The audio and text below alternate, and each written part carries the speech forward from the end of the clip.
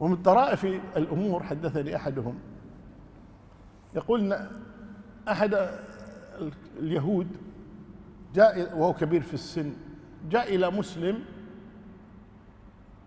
احنا نقول بطران، مسلم دايخ، جاءه قال له حدثني عن الإسلام، أنا يعني أفكر كثيرا أني أدخل في الإسلام. فقال له الإسلام؟ قال ماذا تريد في الإسلام؟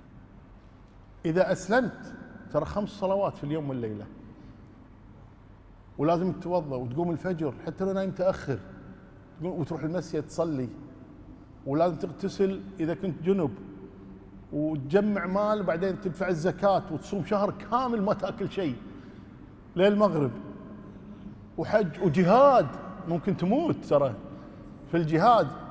المهم عطاه صورة سوداوية تماما.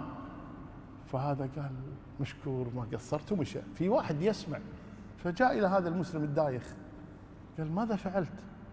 هذا رجل إذا يدخل في الإسلام شوهت له صورة الإسلام وخوفته منه.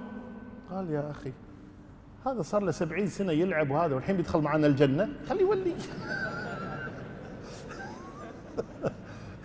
شدنا الجنة بيت أبوه. يقول خليه يولي، شو دخل الجنة؟ الجنة لنا بس، حنا شكوى، خليه يستمر على ما هو عليه، والعياذ بالله.